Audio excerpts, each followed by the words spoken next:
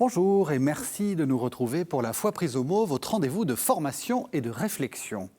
Dieu aime-t-il l'argent ? La question paraît naïve, mais elle ne l'est pas. Reprenons depuis le début. Si on lit bien le récit de la Genèse, le travail à la sueur de notre front est le produit de la malédiction. Or, l'argent est normalement la rétribution de ce travail, sous la forme de salaire. Et la finance est une spéculation, parfois cynique, sur les investissements liés à ce travail et à ses imprévus. Alors, comment Dieu pourrait-il aimer l'argent ? Évidemment, les choses sont plus compliquées car le raisonnement que je viens de tenir devant vous confond les effets et les causes. L'argent n'est que le révélateur de questions bien plus importantes que sont la problématique centralité de la valeur travail dans notre société, la question déjà posée par Marx du rapport entre le travail et le capital, et enfin ce qu'il convient de nommer la finance, le monde où l'argent fait des petits. Toutes ces questions se sont déjà posées aux théologiens, notamment à partir du Moyen-Âge. C'est donc un dialogue entre passé et présent que je vous convie grâce à mes deux invités. Frédéric Lobé, bonsoir. Bonsoir. Vous êtes professeur émérite de finance à l'Université de Lille et vous venez de faire paraître aux belles lettres Credo et Crédit, la pensée sociale catholique et la finance. Donc vous, c'est le présent. Oui. Et puis Sylvain Piron, bonsoir. Bonsoir. Vous êtes directeur d'études à l'École des hautes études en sciences sociales et vous avez fait paraître Généalogie de la morale économique. Donc généalogie, ça nous dit déjà que c'est dans le passé, mais en fait, vous allez aussi parler du présent, même si vous êtes historien. L'idée de la généalogie, c'est de remonter voir les racines du présent dans l'histoire.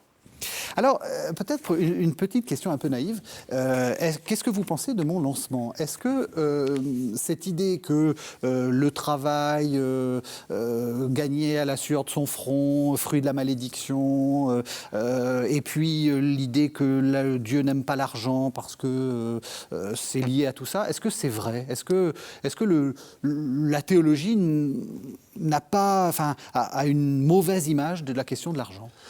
C'est-à-dire que c'est un lancement fait pour montrer une confusion qu'on était chargé de démêler, que nous allons démêler pendant cette heure. Donc, effectivement, c'est un bon lancement qui confond tout. Oui, ça, voilà. C'est ça. On est d'accord que j'ai tout confondu. Voilà. Et donc, il faut bien reprendre pas à pas tous les éléments pour arriver à définir un petit peu les choses et justement distinguer.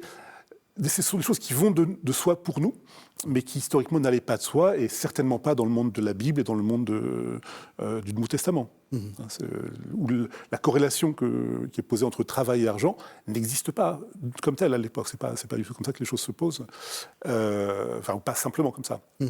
Et je ne sais pas si vous voulez qu'on commence par cette question de la présence de l'argent dans... On peut commencer par ça, parce que vous êtes... Non, mais ça me semblait une bonne façon. C'est une bonne façon de commencer. Oui, quand Jésus parle d'argent, il parle de l'impôt, du tribut, surtout, en premier lieu. Et pas tant que de rémunération du salaire. C'est-à-dire qu'il y a une dimension qu'on oublie quand on prend l'argent comme quelque chose qui serait économique, lié au travail, à la finance, et on oublie de fait, ce qui constitue le cadre général de l'expérience monétaire, de l'usage de l'argent, c'est un cadre politique. C'est une structure politique au sein de laquelle circule l'argent. L'argent, c'est une des illusions que diffusent les économistes habituellement, qui est de dire que l'argent est inventé pour répondre aux besoins de l'échange, et ça viendrait naturellement de l'échange économique. Or, c'est totalement faux. L'argent, si on parle donc de la pièce d'argent, c'est le premier sens du terme, la pièce de monnaie, c'est une monnaie frappée par un pouvoir ou par un temple. Les premiers monnayages, les premières frappes de monnaie, en gros c'est au VIe siècle avant notre ère, dans le monde d'Asie mineure, en Grèce en Asie mineure, et les premières frappes sont toujours liées à des temples ou à des rois. Le roi Crésus qui frappait le fameux roi Crésus, il y avait ces mines d'or et donc d'électrum, qui est un alliage naturel d'or et d'argent. Et c'est dans cet alliage-là qu'il frappait des pièces de monnaie qui servaient probablement avant tout à payer les soldats. Donc c'est certes un travail, mais c'est pas le travail en tant que tel que nous le concevons. Et c'est une distribution d'argent, de prestige. En Grèce ancienne, à Athènes, les cités grecques aussi ont repris cette idée de la frappe de l'argent. Et ce qu'on voit, c'est que les pièces sont toujours frappées dans des temples. C'est lié à des pratiques religieuses. Et une des théories les plus intéressantes, à mon avis, les plus exactes sur l'origine de cette monnaie frappée, revient à dire que l'argent a été inventé comme substitut du sacrifice, de la distribution de viande sacrificielle. au lieu de sacrifier un animal sur un autel et dont partager rituellement des petits morceaux dans un grand banquet où sont conviés les citoyens, on distribue des pièces de monnaie qui sont le substitut du sacrifice. C'est intéressant cette question du rapport avec la pièce de monnaie et le sacrifice. Voilà. Donc c'est dans ce cadre-là qu'est inventé l'argent. Et c'est après qu'il sert à différentes choses. Mais on a toujours une institution, au départ c'est ce qu'on oublie quand on parle d'argent souvent, une institution. Et quand nous parlons d'argent aujourd'hui, nous parlons de monnaie nationale ou transnationale pour l'euro, qui est une monnaie commune à différents pays européens. Donc c'est d'abord, à mon avis, il faut d'abord penser une institution politique dans laquelle il y a différents usages qui sont possibles. C'est important ce que vous dites, parce que c'est vrai que c'est une invention, à l'époque du Nouveau Testament et a fortiori de l'Ancien Testament, une invention récente, et une invention qui n'est pas... il y a d'autres moyens pour faire des échanges. Nous, chaque fois qu'on veut acquérir quelque chose, on passe par ce moyen-là, mais il y a plein d'autres moyens d'échanger. Tout à fait. Alors vous avez posé une excellente question. Est-ce que la théologie doit s'intéresser aux questions monétaires, à la finance? Je dirais évidemment oui. Évidemment oui. Reprenons Genèse 1, 27. Dieu crée l'homme à son image il le crée, ça lui confère une éminente dignité qui ne souffre aucune exception. Et donc évidemment que la théologie morale doit s'intéresser aux questions financières. Alors ces questions financières, Sylvain Piron rappelait l'origine de l'argent, je vais rappeler l'origine de la finance. Oui. L'origine de la finance, c'est le crédit. Et la question du crédit est abordée dès l'Ancien Testament. Alors, on a le Lévitique qui donne des prescriptions avec une conception clanique de l'intérêt, c'est-à-dire qu'on peut prêter sans intérêt, on doit prêter sans intérêt dans le clan, dans la tribu, mais en dehors de la tribu, non. Il faut pratiquer l'intérêt. Alors ensuite, il y a d'autres nuances qui vont venir dans le Lévitique, dans l'Exode, invitant finalement à considérer la situation du débiteur. S'il est pauvre, eh bien, il ne faut surtout pas qu'il fasse soumis à la rapacité du créancier. Et puis ensuite, je crois que c'est à l'époque médiévale, vient la question de l'intentionnalité du créancier. Donc, la question du rapport de la théologie à la finance, elle est très, très ancienne. Je pense qu'elle a été extrêmement riche à l'époque médiévale. Ensuite, il y a eu un creux. Et ce creux, il a duré même assez longtemps. Et ce n'est qu'en 2018, finalement, que le Vatican s'est ressaisi à nouveau de cette question et a produit un texte, qui est un texte important, sur les questions économiques et financières. Voilà, donc ça nous donne le cadre, et on va repartir de ça pour reprendre un peu les choses. Alors, vous l'avez dit, l'argent comme moyen d'échange, donc c'est cette invention récente. J'ai fait après un lien entre travail et argent. Ça s'invente quand, ça ? Alors, encore une fois, c'est très compliqué. Il faut bien distinguer l'argent comme des pièces, donc l'usage de pièces de monnaie. Oui. Et là, ce dont on parlait sur les prêts sont des prêts en matière. Oui. Ce sont des prêts de grains pour manger, de pain, de vin, d'huile. Voilà. Il y a des activités financières et des rémunérations qui sont faites dans d'autres façons que par des objets monétaires. N'oublions pas que dans l'Antiquité, le travail est essentiellement confié aux esclaves. Qui ne sont pas payés. Voilà. Donc ce lien entre un travail qui mérite son salaire, bon, ça aussi on a une formule paulinienne, oui. Alors ça existe dans le monde ancien, mais c'est pas la situation la plus courante, disons, dans l'Antiquité. C'est le monde des petits artisans, c'est le monde, donc il faut rappeler peut-être le travail, c'est une question que vous connaissez bien, c'est une réalité très importante dans le monde juif d'où est issu le premier christianisme, les premières communautés chrétiennes, avec une idée rabbinique très forte que le rabbin doit travailler de ses mains. Donc, oui. C'est pour ça que saint Paul insiste beaucoup sur le fait « je travaille, je veux que nous travaillions, tout le monde doit travailler ». Et c'est dans ce cadre-là qu'intervient la fameuse formule « celui qui ne mange pas, celui qui ne travaille pas, qu'il ne mange pas oui. », mais qui n'est pas du tout une formule pour dire seuls les travailleurs seront nourris. C'est absolument sorti d'un contexte Régis a écrit un livre entier sur le sujet, je me permets de le signaler. Merci. Merci. Un livre vraiment important pour bien comprendre le sens de cette formule qui a été très largement détournée. Donc c'est la fonction, c'est disons du chef de la communauté chrétienne doit, comme le faisaient les rabbins de l'époque, travailler. Enfin, c'est une idéologie rabbinique assez forte, travailler donc des métiers de l'artisanat. C'est vraiment ce milieu social-là que l'on voit, qui n'est pas du tout la réalité économique de la totalité du monde antique. Ça, c'est une chose. Mais le travail après est un modèle très important pour les pères du désert.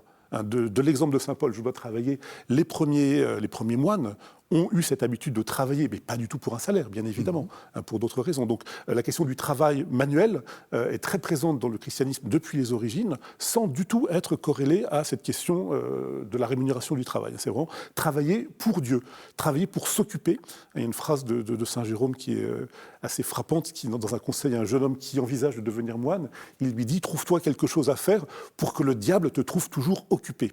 Donc il y a une exigence chrétienne d'avoir une activité manuelle pour ne pas céder à l'oisiveté, qui serait mauvaise, qui pourrait être le lieu de toutes les suggestions diaboliques. Donc c'est vraiment dans une nouvelle économie, et là on est au Moyen-Âge, au XIIe, surtout au XIIIe siècle. C'est le XIIIe siècle qui est le siècle, disons, de la grande monétarisation en Occident.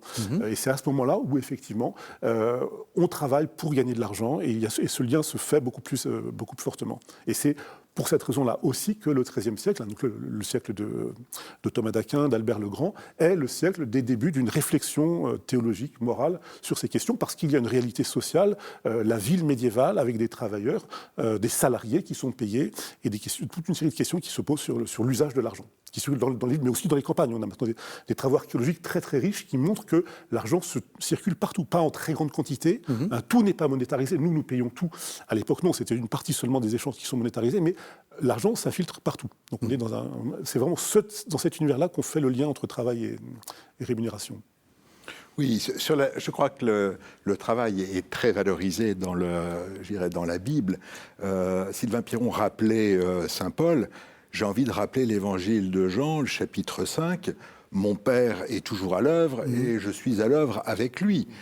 Si vous liez ceci avec Genèse 27 que je rappelais tout à l'heure, l'homme est de facto collaborateur de Dieu et doit travailler à une création qui est non finalisée, qui est en cours. Donc ceci est extrêmement important. Est-ce que je peux me permettre une petite objection tout de même, parce que là on a un débat théologique passionnant, mais être à l'œuvre, ce n'est pas travailler. Les mots ne sont pas tout à fait les mêmes. Et l'œuvre, surtout collaborer à l'œuvre de Dieu, c'est pas forcément travailler à labourer la terre ou à fabriquer des objets. C'est vraiment deux réalités. On peut interpréter l'œuvre dans le sens d'un travail tel que nous comprenons, mais ce n'est pas du tout le sens général le plus, surtout de la part de saint Jean, je pense. Bien sûr. Qui est une question vraiment théologique, philosophique, un peu plus vaste. Oui. Mais cette importance du travail doit amener, ou en tout cas amener à l'époque, à relativiser les deux facteurs de production que sont le travail et le capital. Le travail est plus valorisé que le capital, me semble-t-il, et ceci va jusque dans les encycliques les plus récentes sur le travail. Je pense à Laborem Exercens de Jean-Paul II, où Jean-Paul II rappelle que finalement, le capital n'est qu'une accumulation de travail. Et donc, le capital doit être subordonné au travail. Et quand on regarde la réalité aujourd'hui de nos économies, d'une part, ou de la vie des entreprises, d'autre part, c'est l'inverse. C'est vrai, ça ? C'est l'inverse. Oui, c'est ça. On est dans une situation où... On est exactement dans l'inverse, où globalement, le capital supplante le facteur travail, et le facteur travail est un résidu. Et probablement, ceci est-il dû à une conception très étroite des entreprises qui réduit l'entreprise finalement à un collectif d'actionnaires. Je veux dire, c'est presque une définition quasi juridique. L'entreprise est assimilée à la société. Alors, juridiquement, c'est vrai, et c'est malheureusement vrai. Mais la définition économique d'une entreprise, c'est un collectif d'ayants droit bien plus large, qui va au-delà de l'actionnaire, qui inclut les créanciers, évidemment les salariés, les clients, les fournisseurs, et pourquoi pas le corps social dans lequel l'entreprise est insérée. Et donc, il faudrait pour bien réinverser la hiérarchie entre le travail et le capital. Pourquoi c'est grave que ça soit inversé ? Enfin, vous voyez, ma question est peut-être un peu naïve. Est-ce que c'est grave parce que ça risque de... Enfin, il y a un monde, j'allais dire, financier, comme on dit souvent, qui est complètement décorrélé des réalités matérielles, ou est-ce que c'est grave parce qu'il y a une souffrance, on fait souffrir des gens, on fait... Je répondrais qu'une finance éthique doit être amie de la personne. C'est Benoît XVI qui, je crois, avait cette phrase qui me semble extrêmement juste, et on ne peut pas avoir une finance éthique amie de la personne si on fait primer le capital sur le travail et que le travail devient une variable d'ajustement. Donc je pense vraiment qu'il faut inverser ces facteurs. Et dans le texte que publie le Vatican en 2018 sur les questions économiques et financières, il y a des propositions pour cela, visant à passer de ce qu'on appelle un modèle actionnarial de l'entreprise à un modèle partenarial. Alors, ça signifierait qu'il faille modifier probablement le droit des sociétés, mais là, c'est une question de volonté. Ah oui, je pense qu'on est... Enfin, le modèle qu'on décrit est une réalité récente. Là, je ne parle pas en tant que médiéviste, mais vraiment à l'échelle de l'histoire contemporaine. C'est le tournant néolibéral qui a vraiment produit cette idée que l'entreprise n'est que son capital et que le capital peut être mobile. L'idée de la mobilité, pour nous, ça nous semble maintenant une évidence, tellement on voit circuler les capitaux. D'un seul coup, c'est un fonds de pension. C'est ça que vous appelez la mobilité. C'est le fait que je produis des chaussures et je suis en fait... et on est racheté par un fonds de pension américain qui lui-même est racheté par un... Qui n'a plus rien avec les chinois. Avec les chaussures. Voilà. Et on revend, on liquide les entreprises. Et effectivement, les travailleurs, les ouvriers ne sont qu'une variable d'ajustement tout à fait secondaire. Et c'est ce qui explique tout ce qu'on voit depuis 40 ans. Ces entreprises qui ferment parce que d'un seul coup, ça a été racheté par quelqu'un, par un actionnaire qui l'a revendu à quelqu'un pour faire un profit. Et dans un grand conglomérat, on se dit oh, ben ça vaut plus rien, ça rapporte pas assez, même si l'entreprise est viable, est très importante localement, produit quelque chose d'utile, d'important, une technologie, un savoir-faire qui n'est pas du tout obsolète. Simplement, c'est l'actionnaire trouve que le rendement, le taux de profit n'est pas suffisant et liquide et ferme les usines. Et transfère parfois les outils au Maroc, en Pologne, parce que le travail coûtera moins cher. Donc c'est ça cette idée de la mobilité des capitaux qui fait que le capital d'une entreprise peut d'un seul coup changer de main, changer de pays, que récemment on voit des grandes entreprises françaises rachetées par une entreprise chinoise ou autre. Voilà. Cette mobilité-là ne va pas de soi. C'est une construction tout à fait récente qui n'existait absolument pas avant les années 80. On a du mal à imaginer à quel point les choses ont été vite, et à quel point on s'est habitué à des choses qui sont alors totalement extravagantes. Parce qu'effectivement, une entreprise, auparavant, jusqu'aux années 70, une entreprise, c'était un projet impliquant effectivement un groupe, un collectif humain, un savoir-faire, une micro-région ou une grande région. Pensez tellement d'entreprises étaient liées étroitement à leur bassin local. Michelin à Clermont-Ferrand, enfin bon, plein de grandes entreprises sont souvent liées, très fortement ancrées dans quelque part, et ont une responsabilité vis-à-vis de la ville, vis-à-vis de la région, dont elles profitent. Il ne faut jamais oublier que les entreprises bénéficient du bien commun que sont les routes, le système d'éducation, voilà. L'électricité, voilà, tout ce qui ça, ils la payent. Mais les routes, non. C'est vrai. L'éducation gratuite pour tout le monde, non. Les entreprises profitent du bien commun qui est produit par la société, et elles avaient ce sentiment d'une responsabilité en retour. Alors ça, c'est assez intéressant. On parle depuis peu d'une responsabilité sociale des entreprises, c'est-à-dire qu'on conceptualise quelque chose qui était impliqué dans l'idée d'entreprise auparavant. Maintenant, on le fait revenir en avant comme quelque chose qu'on avait vraiment oublié. Voilà. Mais ça fait partie de ces dimensions, de la place des... Mais on peut parler de la même façon de la responsabilité écologique des entreprises. Tout à fait. Et ça, c'est aussi un très grand chantier. Il y a des réflexions très intéressantes sur la comptabilité écologique, comment comptabiliser pas seulement la valeur ajoutée, la valeur produite marchande, mais l'ensemble des coûts environnementaux d'un processus industriel. Voilà. Donc, on est dans une telle crise à la fois économique, financière, environnementale. Enfin, on ne peut pas l'oublier, cette dimension, elle est aussi cruciale qu'on doit tout repenser. Oui. Voilà, tout est à reformuler, comme dans la conception du travail. Et de ce point de vue-là, le texte publié par le Vatican, je trouve, est un véritable progrès, parce qu'il acte la prééminence d'une vision partenariale de l'entreprise sur cette vision actionnariale qui a fleuri depuis les années 80. Je trouve que là, c'est une très très bonne chose. Ça arrive un peu tardivement, certes, ce texte, parce que la finance a connu un développement absolument extraordinaire depuis les années 70 aux États-Unis et 10 ans après en Europe. Mais globalement, mieux vaut tard que jamais. Justement, c'est ça qui explique, parce que depuis le début de l'émission, on est en train de démêler des choses qui sont très embrouillées, qui nous semblent aller de soi, vous l'avez dit très, très bien, entre, comme j'ai commencé à faire la confusion, salaire et argent, finance et mobilité du... Voilà. Comment... Enfin, qu'est-ce qui s'est passé, en fait? C'est ça qu'il faut peut-être expliquer. Qu'est-ce qui s'est passé? Alors, en fait, comment expliquer ce retard, finalement, dans la prise en compte des questions financières au niveau des textes magistériels? Et même pourquoi est-ce qu'on confond tout maintenant? Enfin, voilà. Qu'est-ce qui s'est passé, comme vous dites, dans ces années 50, 60, 70? Alors, à partir de 70, naît aux États-Unis ce qu'on appelle la finance moderne. Et avec, j'allais dire, tous les excès, malheureusement, les téléspectateurs retiennent essentiellement, d'ailleurs, les excès de la finance. Oui. Ce qu'il faut quand même toujours avoir en tête, c'est que la finance est une condition nécessaire au développement.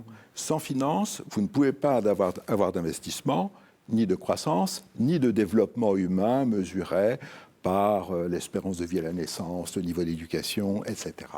Et donc, il ne faut surtout pas jeter le bébé avec l'eau du bain. Il faut essayer de discerner, finalement, la part positive de la finance, oui, qui est tout simplement qu'elle permet de mobiliser l'épargne des citoyens au profit de l'investissement et de la croissance. Et puis, il faut éviter et essayer de réduire la part sombre de la finance, et pour cela, probablement, réguler mieux la finance. Alors, ce qui fait qu'on a tardé, au niveau du Vatican, probablement, à prendre en compte cette exigence, cette nécessité, j'émettrais deux hypothèses. Une première hypothèse serait, par exemple, que le Vatican était mal à l'aise avec ses propres finances. D'accord ? On a tous entendu parler oui, de Monseigneur Marcinkus, de l'Institut des œuvres de religion, etc., grâce à Benoît XVI d'abord, puis au pape François, maintenant le Vatican est rentré finalement dans le moule de la régulation internationale et peut être fier de la façon dont ses finances sont gérées. Et il se trouve que ceci coïncide avec une prise de parole forte sur les questions financières. Alors, la deuxième explication qu'on pourrait avancer, c'est que par moment, la doctrine sociale de l'Église, au sens strict, c'est-à-dire une somme d'encycliques, a pu être, d'une certaine manière, instrumentalisée. Alors, j'aurais deux exemples en tête. Je ne dis surtout pas qu'elle est tout le temps instrumentalisée, mais elle a pu l'être. En 1891, Rerum Novarum, finalement, oublie... Alors, manifestement, c'est un combat du pape Léon XIII contre le marxisme, et le pape en vient à oublier, finalement, la hiérarchie entre la destination universelle des biens et la propriété privée.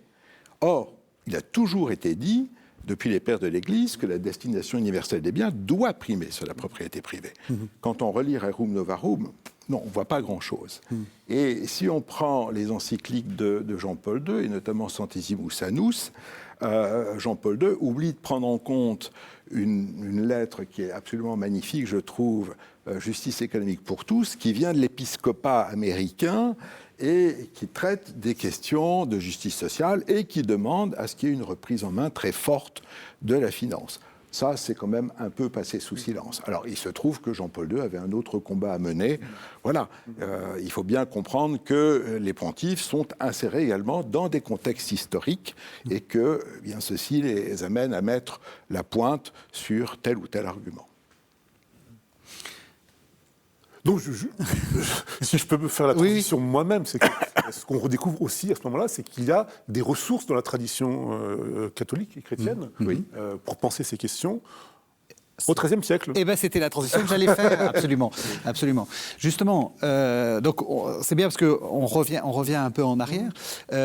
C'est c'est quand qu'on commence un peu justement à prendre en compte ces questions économiques? Alors peut-être là, il est temps de parler d'un sujet qu'on a laissé un peu de côté, mais qui était central dès l'Ancien Testament, qui est la question de l'usure. L'usure. Alors, comment vous définissez l'usure? Donc l'usure, c'est évoqué. Donc, c'est pas l'intérêt au sens. Enfin, le mot employé, c'était usure. C'est où c'est intéressant la construction. Enfin, moi, je suis historien et j'ai tendance toujours à essayer de comprendre les notions dans leur transformation historique successive. Ce qu'on appelle usure, au sens strict, c'est ce qui est prélevé sur un prêt de consommation. C'est-à-dire, je te prête du blé parce que tu n'as pas de quoi finir l'année, avant les prochaines récoltes, telle quantité. Et donc, dans ce cadre, comme vous disiez, tribal, si nous sommes dans la même communauté, tu me rendras autant que je t'ai donné. Par contre, et ça c'est prescrit dans le Deutéronome, à l'étranger, tu demanderas plus. Alors pourquoi ? Eh ben parce que c'est un devoir, dans ce qui est interprété, le terme de charité, bien sûr, est chrétien, mais c'est ce qui est interprété comme un devoir de solidarité au sein du groupe. Ça, d'accord, ça je comprends bien, mais c'est pourquoi pas à l'encontre de l'extérieur. Oui. On est dans des relations, effectivement, sur un mode clanique, et à l'extérieur du clan, on fait valoir des rapports de force, et même il est prescrit, c'est dans le... Alors là, je ne pourrais pas vous dire la référence biblique exacte, mais dans le plan de reconquête de la Terre Sainte, et il est dit qu'on va faire payer très cher en reprenant les terres. Donc non, on est dans des rapports de force entre groupes. Oui, c'est ça. Voilà. Et donc, à l'étranger, je vais jusqu'au bout. C'est nous, toujours avec notre idée de démonter un peu nos idées modernes. Nous, c'est je te prête et je gagne un peu de sous qui va me permettre de faire autre chose. Là, c'est pas forcément ça. Là, c'est pour montrer ma domination. Exactement. Nous ne sommes pas de la même famille. Je n'ai pas de devoir à ton égard. Alors, il est dit, ça c'est le titre d'un très joli livre qui n'a jamais été traduit en français d'un sociologue américain, Benjamin Nelson, qui parle donc qui montre comment ce discours de charité a été universalisé par le message du Christ, qui dit il n'y a plus d'étrangers. C'est vis-à-vis de tout le monde que je dois avoir ce comportement charitable, aussi à l'égard de l'étranger. Alors c'est un point très important, puisque le seul passage du Nouveau Testament dans lequel on a pu voir une interdiction de l'usure, il n'est pas question d'usure au sens strict. Quand, dans Luc 6, 35, c'est le sermon dans la plaine où Jésus dit c'est faire des actes de charité qui vont au-delà des règles de justice. Donc c'est faites des prêts sans rien espérer en retour. Ça ne veut même pas dire sans espérer obtenir un intérêt. Oui. C'est faites des prêts sans espérer être remboursé. Vous prêtez comme si vous donniez. C'est aimer vos ennemis. Donc donnez-leur et s'ils vous remboursent, tant mieux, mais vous ne protesterez pas s'ils ne remboursent pas. Donc voilà, c'est dans cette universalisation du message chrétien, théoriquement, le chrétien ne peut plus prêter à qui que ce soit à intérêt, mais dans ce cadre vraiment précis, parce que c'est important toujours d'avoir en tête ces définitions aussi juridiques. Les questions l'argent n'existe que dans un cadre politique et juridique, et ce cadre juridique, c'est les prêts de consommation. Ce qui est très différent de l'investissement. Oui. Et ça, donc, c'est le droit canon, le droit de l'Église au XIIIe siècle, qui développe ces distinctions. Et certains théologiens développent aussi. Le débat est très complexe, on ne va pas rentrer dans le détail, mais il y a des positions assez différentes. Mais globalement, on arrive à penser qu'il y a des situations d'investissement de commercial. Un marchand qui investit une grosse somme dans un commerce à travers la Méditerranée, ce n'est pas un prêt charitable qu'il fait. Il avance de l'argent à un autre marchand qui va faire un voyage et il y aura un partage des bénéfices au retour du voyage. Ce n'est pas la même chose que le prêt charitable de consommation. Donc c'est dans ce cadre-là qu'est posée cette question de l'usure. Mais il y a toujours cette tension qui est là. Est-ce qu'à cause de l'interdiction de l'usure, on va tout interdire ? Et c'est un débat vraiment qui circule du XIIIe au XVIIIe siècle. On retrouve même au XIXe siècle. La question a été posée à la Restauration, après la Révolution française. Est-ce qu'on revient à un droit inspiré par l'Église, dans lequel on interdirait aussi la rémunération des investissements de commerce ? Voilà. C'est vraiment une question qui était de très très longue durée. Je vous parlais du XVIIIe siècle, qui a été reprise. Tout à fait. Mais justement, j'ai envie de vous poser la question, est-ce que ça tient, est-ce que ce principe de ne pas faire d'usure, de ne pas prêter à intérêt, est-ce que ça tient, est-ce que ça permet une économie ? Ou est-ce que c'est une manière finalement presque un peu, enfin, je veux dire, de chercher à peut-être à détruire les rapports économiques ou à... Alors, si je ne veux pas faire de théorie économique ici, c'est pas le lieu, mais vous avez un certain nombre de résultats qui disent qu'une économie est sur un sentier d'expansion équilibré quand son taux de croissance est égal au niveau des taux d'intérêt. Alors, si vous prenez ce résultat et si vous dites, finalement, c'est quand même bien d'avoir un peu de croissance, il faut avoir un peu de développement, il faut avoir un peu d'intérêt. Et c'est un petit peu ce qui, quand vous relisez finalement les politiques monétaires ou les politiques des banques centrales aujourd'hui, c'est un peu ce vers quoi on veut tendre, c'est ça. Si vous voulez. Alors, de temps en temps, on s'en écarte, mais globalement, c'est bien d'avoir un peu de croissance et pour ça, d'avoir un niveau d'intérêt positif. C'est ça, pour que les gens aient de quoi investir, en fait, c'est ça. Oui, puis il faut en plus rémunérer d'une certaine manière le créancier. Oui. Je veux dire, il faut inciter le créancier quand même. Alors c'est là où donc moi je prends le rôle du théologien médiéval qui vous répond mais absolument pas. Absolument pas. Le débat. Toute la discussion que je trouve vraiment très très riche, au fond, pour résumer la question qui est posée au XIIIe siècle, elle est posée aussi par la lecture d'Aristote. C'est le moment où on traduit l'éthique à Nicomachie d'Aristote. Albert le Grand est le premier à commenter, Thomas d'Aquin ensuite utilise toute la somme de théologie de Thomas d'Aquin est remplie de réflexions philosophiques d'Aristote, de philosophie morale d'Aristote. Et ça sera la base après de toute la tradition chrétienne. Et cette réflexion-là, quand on la reprend aujourd'hui, on se rend compte que vraiment les questions économiques ont été posées pour la première fois vraiment de cette façon-là, ou dans un cadre dont le mot-clé n'était pas la croissance, mais la justice. Et c'est absolument fondamental. La vraie question économique, si on lit bien les théologiens du XIIIe siècle, la vraie question économique, c'est la question de la justice dans les rapports humains, dans les rapports sociaux. Et cette question de la justice, elle amène à ne pas traiter tout le monde de la même façon. Paradoxalement. C'est-à-dire, tout le monde n'est pas un acteur économique qui est en train de chercher à faire son profit. Ça, c'est l'idée moderne. Alors, j'ai un petit bout de texte très intéressant d'un franciscain toulousain, en fait, originaire de Cahors, mais actif à Toulouse dans les années 1320, Guy Ralotte, un auteur tout à fait méconnu. Mais c'est lui le premier qui formule un argument dans lequel, qui généralise cette question de l'argent doit servir à faire quelque chose, donc si je te prête mon argent, tu dois me rembourser la perte d'utilité que j'ai eue. Voilà, comme si toute relation monétaire était une relation intéressée marchande.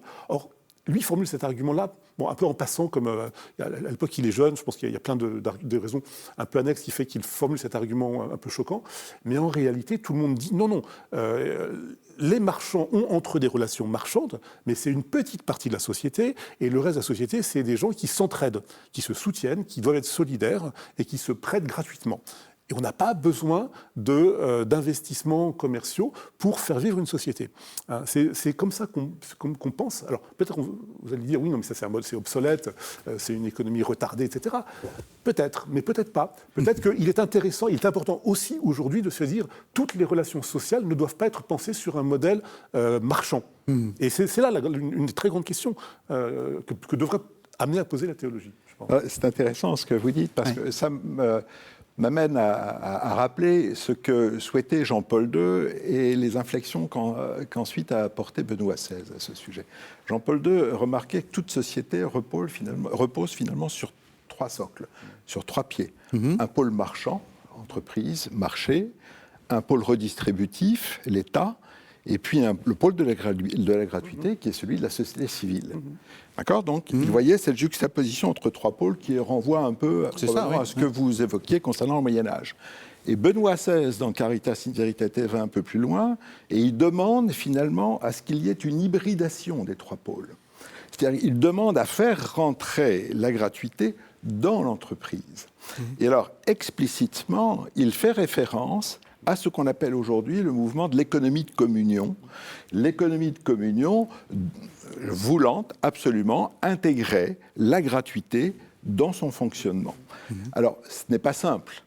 Il y a à peu près 3000 entreprises qui fonctionnent selon le modèle de l'économie de communion dans le monde, c'est-à-dire Epsilon, 3000. Epsilon. Il y a quand même des banques aux Philippines, par exemple, des grandes entreprises en Europe ou en Amérique du Sud. c'est pas parce que c'est pour l'instant de l'ordre du petit epsilon qu'il ne faut pas travailler la question. Ah, donc il est ouvert, hein, la Donc, question. Je suis à titre personnel très ouvert là-dessus. Oui. Maintenant, c'est vrai que c'est pas simple. On le conçoit beaucoup mieux, par exemple, pour des petites entreprises qui sont extraites de la pression des marchés financiers. On le conçoit beaucoup moins pour une entreprise plus grande qui serait cotée en bourse, ce genre de choses. Oui. Mais je pense que, moi je connais personnellement des chefs d'entreprise qui se réclament de l'économie de communion et les entreprises fonctionnent très très bien. Oui, il y a tout un secteur qu'on appelle l'économie sociale et solidaire qui fonctionne sur des bases non marchandes, où le principe n'est pas la recherche du profit. Et on cherche à ce que chacun ait une rémunération de son travail, certes, mais le but n'est pas d'accumuler du profit et du capital. Derrière. C'est bien ça la question. Mais du coup, est-ce que ça tiendrait c'est un peu la question qu'on vous adressait. Est-ce que une économie qui ne serait fondée que sur l'absence de recherche de profit, alors, je ne vais pas dire l'absence de recherche de profit. Vous voyez ce que je veux dire? Je ne sais pas comment le formuler. Je parlerai d'un meilleur partage de la valeur. Oui. D'accord ? Je parlerai de meilleur partage de la valeur, et ça revient, on est en train de boucler avec ce que je disais tout à l'heure, sur les modèles de gouvernance des entreprises. Aujourd'hui, nous avons des modèles de gouvernance qui sont fondés sur la maximisation de l'objectif de l'actionnaire, donc le profit ou la valeur de l'action. Oui. On peut très bien imaginer d'autres modèles, qui soient des modèles partenariaux, qui associent dans les instances de gouvernance les salariés.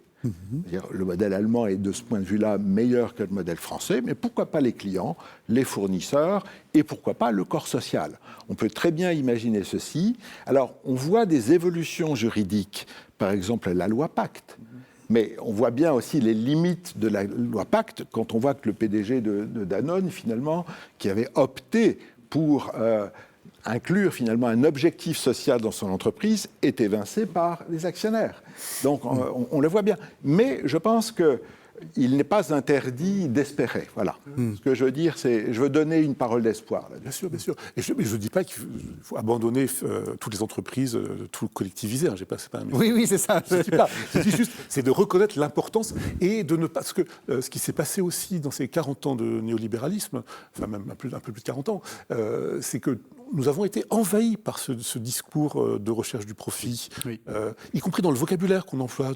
Il y a des tas d'expressions commerciales qui ont infiltré notre langage courant. Y compris dans l'éducation. Mais bien sûr, partout. Voilà, donc, c'est préserver d'autres valeurs pour dire non, à sa place, bien sûr, il y a besoin d'un secteur marchand. Il peut avoir différentes formes. Un secteur pourrait être de type coopératif tout en restant marchand. Il y a plein de modalités possibles, voilà. Mais simplement, c'est de rappeler le primat de la question de la justice, et y compris, je pense, aujourd'hui, de la justice environnementale, qui est une chose extrêmement importante. Et dans ce cadre-là, la théologie... Alors, vous citez les documents récents, moi je rappelle les textes anciens, mais ça peut produire des effets intéressants de réflexion. Est-ce que ça suppose qu'il y ait une plus forte intervention de la régulation, donc de l'État? Est-ce que là, vous êtes en train de penser à de l'étatisme derrière? Non. Quand je parle de régulation, je parle de régulation du système financier. Bon, c'est vraiment pas simple. Parce que si on veut penser une finance plus juste, il faut penser cette finance en articulation avec les principes de la doctrine sociale de l'Église. Or, vous avez un principe qui est quand même majeur dans la doctrine sociale de l'Église, je ne vais pas les citer tous, mais il y a la question de la subsidiarité. Si vous lisez le texte... Expliquez ce que c'est que la subsidiarité, c'est d'essayer finalement ou de laisser la responsabilité d'une action à la personne la plus basse dans l'échelle possible qui peut l'exercer. D'accord ? Donc pas de centralisme. Éviter de centraliser toutes les décisions ou toutes les responsabilités au plus haut niveau. Et quand on lit le texte du Vatican produit en 2018, le terme subsidiarité n'est cité qu'une fois. On parle d'éthique à tout bout de champ, mais la subsidiarité n'est citée qu'une seule fois. Et donc, en gros, c'est une régulation qui vient du plus haut niveau. Alors que la première régulation des risques, elle doit se faire au niveau des instances de gouvernance des institutions financières. Donc, pour faire simple et bref, un conseil d'administration. Et donc, il faudrait que la régulation, finalement, prenne en compte la qualité de la gouvernance au niveau des conseils d'administration des institutions financières, quitte à redresser la barre si on note que quelque chose ne va pas. De ce point de vue-là, le texte publié par le Vatican, la Congrégation pour la doctrine de la foi en 2018, est pour moi en contradiction d'une certaine manière avec les principes de la doctrine sociale de l'Église. Et ce que j'explique dans le livre, c'est que finalement, il ne faut pas réguler à outrance, il faut mieux réguler. Il faut mieux réguler. Et ça, c'est difficile. Parce que l'intervention de l'État passe par la création du droit. Et la question n'est pas que l'État devrait faire ceci ou cela, mais que la puissance publique émette des normes et ose prendre des décisions fortes pour limiter certains types d'activités. Là, peut-être, il est utile de revenir sur Aristote. Il est toujours utile de revenir. C'est toujours utile de revenir à Aristote. Parce que même s'il n'était pas chrétien, mais... Non, mais il a été christianisé par Thomas d'Aquin. Totalement. Voilà. Et, non, parce que au fond, c'est une éthique de la limite. L'idée centrale de l'éthique d'Aristote, c'est le juste milieu. La médiaté. Il faut trouver le point d'équilibre entre deux tendances, entre deux pôles opposés. C'est cette question de l'équilibre et donc de la limite. Et c'est vraiment une pensée, je pense, qui nous manque, puisque la pensée économique de l'expansion, qui favorisait l'expansion, la croissance, ne fixait pas de limite haute à la croissance. On a une limite basse, c'est qu'une économie ne fonctionne pas avec des taux d'intérêt négatifs. C'est quasiment impossible. Et on a vu le Japon est resté pendant des années, des décennies, à un taux zéro. Il aurait fallu un taux négatif qui n'était pas possible, qui n'est pas disponible. Un taux d'intérêt négatif, ça veut dire tout argent, toute réserve monétaire perd de sa valeur si elle n'est pas utilisée. Parfois, je pense que ça aurait été utile d'avoir ça. Mais on a une vraie limite là dans le fonctionnement des institutions financières. En revanche, on n'a jamais pensé. La pensée économique ne pense pas de limite haute. Et cet imaginaire qui s'est créé au XXe siècle d'une croissance illimitée est aussi une des raisons de la crise actuelle. Absolument. La crise environnementale, on le constate. Voilà. Alors, fixer des limites, oser poser des limites, oser dire il y a des taux de profit maximal, il y a des choses qu'on ne peut pas faire, il y a des zones qui ne doivent pas être touchées, il y a des forêts qui doivent être préservées. Je pense que ce sont ça le type d'intervention de l'État, qui n'est pas donc un étatisme du tout. C'est de poser des limites à l'action humaine, à l'action au marché financier. Qu'est-ce qui est possible de faire et limiter aussi éventuellement les transferts de capitaux mondiaux à l'échelle mondiale. Parce que là, la liberté totale de circulation des capitaux n'est peut-être pas un dogme à défendre absolument. Voilà. Donc c'est à ce niveau-là que se pose la question de l'État. C'est pas du tout de... Fixer des limites, c'est possible, ça ? Enfin, je veux dire, parce qu'on est tellement dans cet imaginaire... peut-être né dans les années 70, de celui qui va devenir riche et va devenir très très riche, et que c'est ça finalement le modèle de vie en fait, c'est de devenir le plus riche possible, devenir Bill Gates. Est-ce qu'on peut faire entendre raison ? Alors, je vais reparler à nouveau de régulation de la sphère financière, puisque quand vous dites fixer des limites, c'est fixer des limites finalement à l'expansion de la finance. Oui, évidemment qu'il faut en fixer. Évidemment, le marché ne tient pas lieu de morale, que je sache.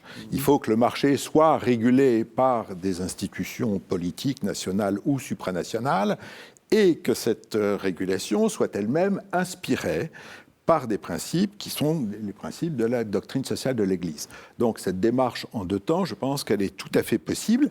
C'est ce qu'essaye de faire le Vatican. Alors, avec des succès, avec des oublis et avec des erreurs. Exemple de choses qui recueillent tout à fait mon assentiment à la fois de financier et de chrétien, c'est, je l'ai évoqué à plusieurs reprises, la prééminence de la valeur partenariale sur la valeur actionnariale. Le fait de revenir, par exemple, autre exemple, à une finance relationnelle plus que transactionnelle.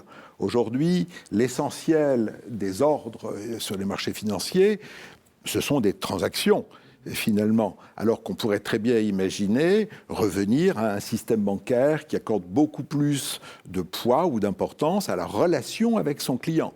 C'est quelque chose qu'on a oublié sur les 20 dernières années. Donc là, le Vatican pointe des choses qui peuvent être faites à peu de frais, je pense. En revanche, par exemple, le Vatican prend une position extrêmement ferme sur la séparation des activités bancaires. C'est-à-dire faire en sorte que l'argent que le contribuable met à la banque, cet argent ne soit pas utilisé pour faire de la spéculation. Tous les résultats de la finance moderne aujourd'hui ne permettent pas d'affirmer que ceci serait mieux cette séparation des activités bancaires serait mieux qu'un modèle de banque dit universel. Aucun résultat ne le dit. Ce que oublie en revanche totalement le Vatican, c'est la question des institutions financières systémiques.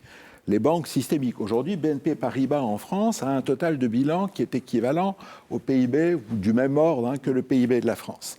Il est évident que quand vous avez des institutions financières aussi importantes, d'une certaine manière, elles sont en mesure de capturer le régulateur. C'est-à-dire le régulateur ne peut pas réguler, de façon parfaitement objective quand il est en charge de banques aussi importantes. Cette question n'est pas abordée par le Vatican. Ouais. Et puis il y a un grand oubli. Il faut casser BNP Paribas puis toutes les autres. Je fais de l'anti-pub, mais on peut aussi casser moi, à titre le Crédit Agricole. Je ne suis pas favorable à casser, comme vous dites, les banques. Je pense tout simplement qu'il faut exiger beaucoup plus de fonds propres de ces banques que ce qui est fait aujourd'hui. Ça, c'est un point. Mais dans les oublis, par exemple, du Vatican, il y a toute la question de la finance verte. La finance peut aider, aujourd'hui, il faut le dire, à lutter contre le réchauffement climatique. On sait aujourd'hui assurer, grâce à des outils financiers, des risques climatiques. Pourquoi est-ce qu'on ne le ferait pas ? Il y a 27 prix Nobel qui ont pris une position dans un grand journal américain pour défendre l'idée d'une taxe carbone et puis de taxes aux frontières d'un climate club, donc d'un club de pays qui s'engageraient dans la défense climatique. Pourquoi est-ce que ceci est oublié par le Vatican ? Ça fait sens, d'une part, et puis c'est tout à fait compatible avec la pensée sociale catholique. Donc il y a des avancées, il y a des choses qui sont critiquables, et puis il y a des oublis flagrants qui sont étonnants. On arrive à la fin de l'émission. Alors là, c'est une question à l'historien. C'est un peu une question à laquelle vous tentez de répondre.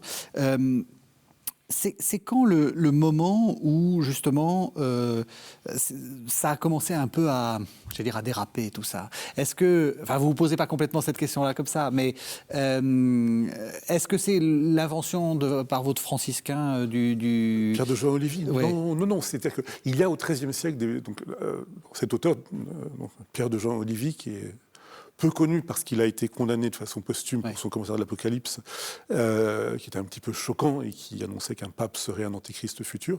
Mais par ailleurs, un très très grand penseur qui était totalement oublié et qui a produit le premier vrai traité économique qui définit le concept de valeur dans des termes étonnamment moderne et qui a été une vraie source d'inspiration souterraine, même si le nom de l'auteur a disparu. Le texte a circulé, il a vraiment irrigué la réflexion. Et on était toujours dans ce cadre d'une pensée de la justice, qui me semble la chose qui a disparu et qui s'est transformée avec ce qu'on appelle habituellement la naissance de l'économie politique moderne. Alors, on cite toujours Adam Smith, mais ce n'est pas tellement Adam Smith qui est encore un penseur des Lumières, c'est vraiment le début du XVIIIe siècle, Ricardo, l'utilitarisme en Angleterre. C'est ce moment-là où on considère que l'économie est une chose en soi et qui n'a pas à être subordonnée à des critères externes. C'est ça la question centrale. Donc l'économie est un but en soi dans la vie. Ce n'est pas un secteur qui est au service du bien commun. Voilà. Et donc c'est là où on perd cette notion de bien commun, qui est la notion absolument cardinale pour la pensée politique médiévale. Et donc pour tous les théologiens qui réfléchissent à ces questions, le profit d'un marchand est justifié s'il contribue au bien commun. Voilà. C'est pas du tout une idée d'une hostilité complète à l'égard du profit. Le marchand il prend des risques. Donc il peut perdre aussi, il doit assumer vraiment ses propres risques. Il peut être assuré, bien sûr. C'est aussi, l'assurance est inventée dans le même cadre. Et il faut qu'il soit rémunéré pour ça, évidemment. Exactement, il prend un risque qui justifie une rémunération, mais aussi c'est justifié parce qu'il contribue au bien commun. Il apporte des marchandises qui manquent à la ville pour laquelle il travaille. Voilà. Et c'est cette perte de vue du bien commun. Alors ça revient de différentes façons dans la pensée économique, mais ça a été vraiment abandonné au cours du 19e, 20e siècle. Et c'est ça le le très grand manque, c'est ça ce qu'il faut réarticuler. Hein, et concevoir l'économie, les entreprises, la finance comme étant au service d'un bien commun.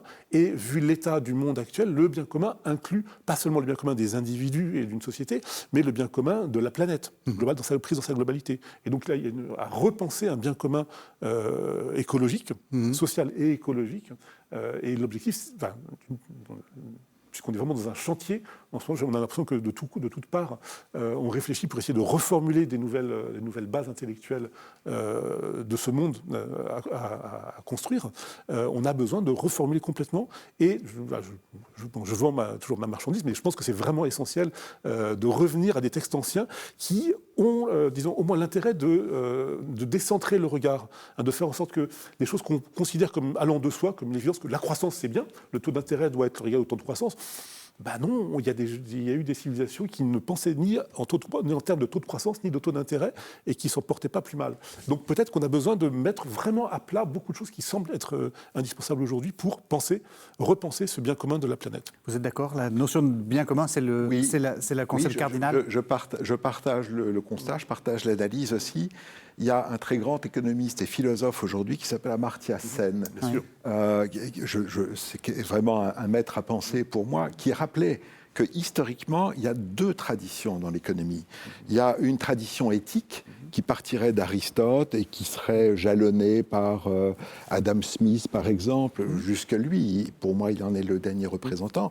Et il y a ensuite une tradition mécaniste qui se détache, qui va être incarné par Cournot, Jean-Baptiste Say, Léon Walras, etc., et qui est la tradition qui est aujourd'hui enseignée dans toutes les facultés d'économie, dans toutes les écoles de commerce, qui forme les futurs cadres et qui contribue finalement à maintenir le modèle finalement dont on perçoit aujourd'hui les limites. Et donc, il y a encore l'incarnation de cette tradition éthique. Je pense qu'Amartya Sen en est pour moi le plus beau et hélas peut-être le dernier représentant. Non, pas le dernier. Peut-être pas le dernier. Non, faut pas le. Non, il y a derrière lui plus beaucoup de gens qui vont dans le même sens. Je pense que c'est vraiment un mouvement qui est... Alors, vos deux livres, pour aller plus loin, Frédéric Lobé, Credo et Crédit, la pensée sociale catholique et la finance, c'est aux éditions des Belles Lettres. Merci. Et puis, Sylvain Piron, Généalogie de la morale économique, c'est aux éditions Zone Sensible. Je rappelle aussi, Sylvain Piron, que vous avez fondé une maison d'édition. Alors, c'est le moment de faire une petite... vue de l'esprit. Voilà. On ne parle pas du tout d'économie. Pour parler de l'invisible et de la spiritualité. Voilà.